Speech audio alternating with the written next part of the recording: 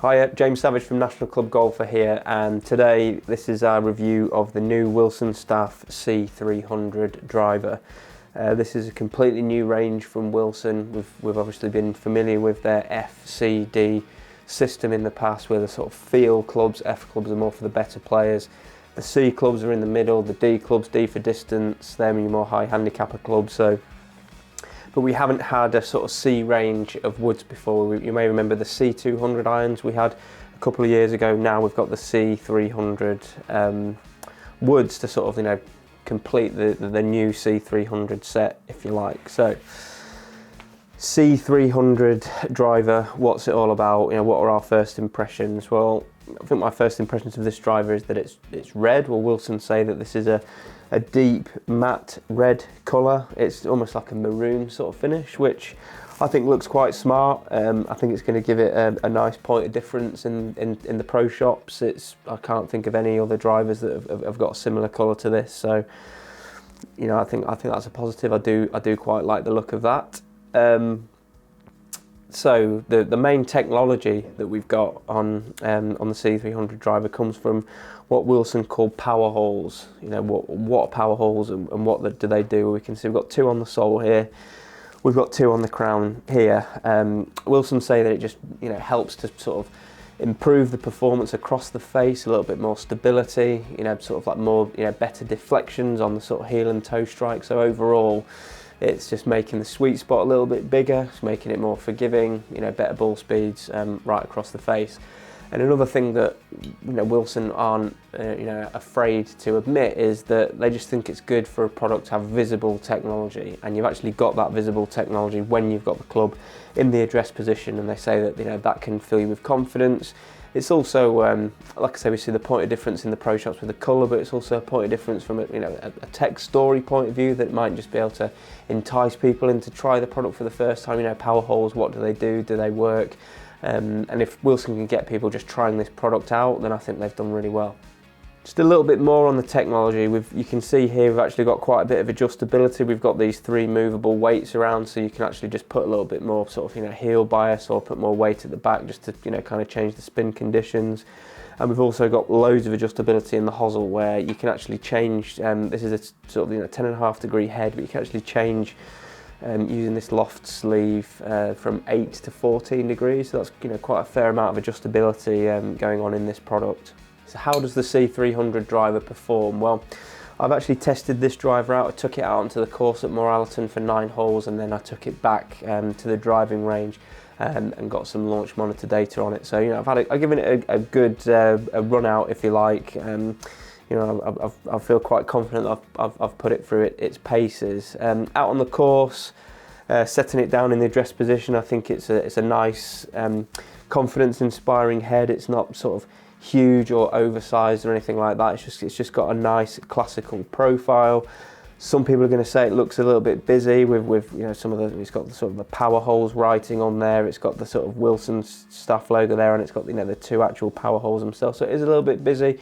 May put some people off, but like I say, from a profile point of view, I think it looks really nice. One of the first things that I noticed from hitting this from the on-course testing was the sound.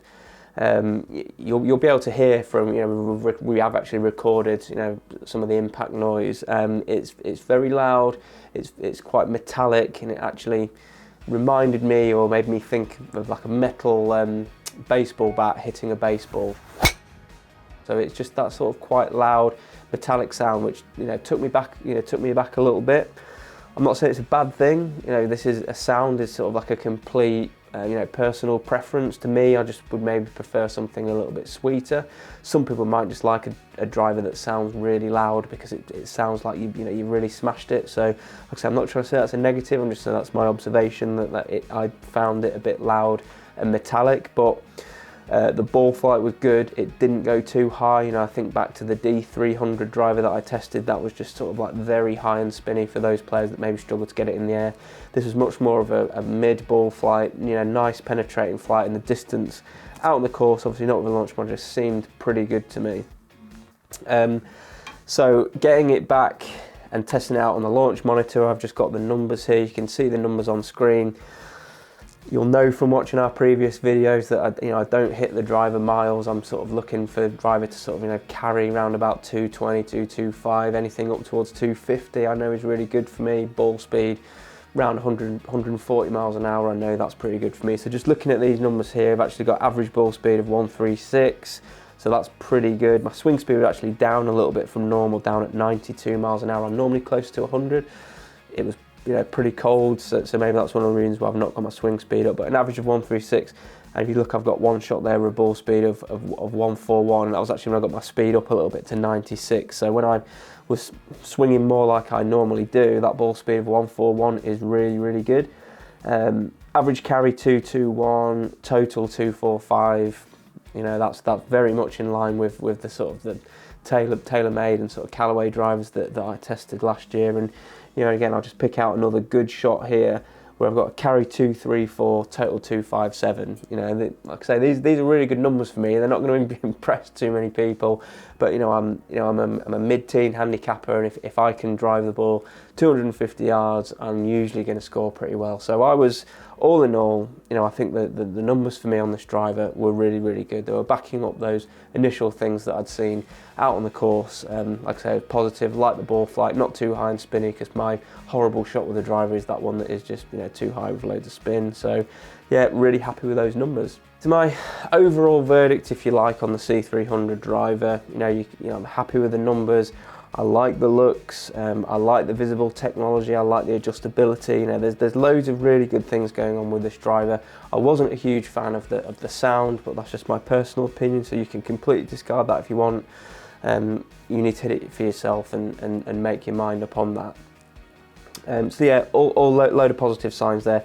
Price point is coming in at £349. Now that's, there's drivers that are a lot more expensive than that, but also a lot of drivers that are cheaper than that. And I've kind of always seen Wilson's sort of price point, if you like, leaning towards the sort of just under £300 mark. So I think that was where they felt they could have some good success by being the sort of the best at that price point.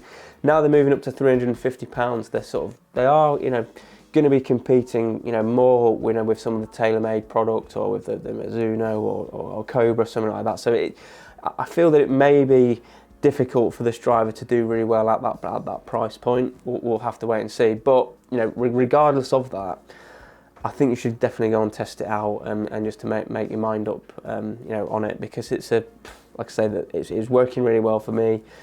It may work fantastically well for you, and I just think it would be silly not to even try it out. Don't be snobby when it comes to your golf equipment. Don't just stick to the same brands. Test a few models out, because this is a brand new driver coming in at £350. Yes, it is very expensive, but we have got new drivers coming next year from TaylorMade and from Callaway, and I'm guessing that they're going to be more than £350. So although it's gone up from what you'd expect from Wilson, it still might be competitive in the overall marketplace, if you like, for 2018. So post your comments below, let us know what you think, what your first impressions are of this driver, if you're liking the looks, if you're liking this colour. Have you ever used a Wilson driver before? Which model did you use? Did it work for you? If you've got any questions, any more of the specs of the shafts, I was using this in the stock Fujikura shaft. We've also got a nice lambkin crossline grip on there, which is another positive. But if there's anything else you want to know about this driver, post your comments below. I will get back to you. Thanks very much for watching, and we'll catch you later.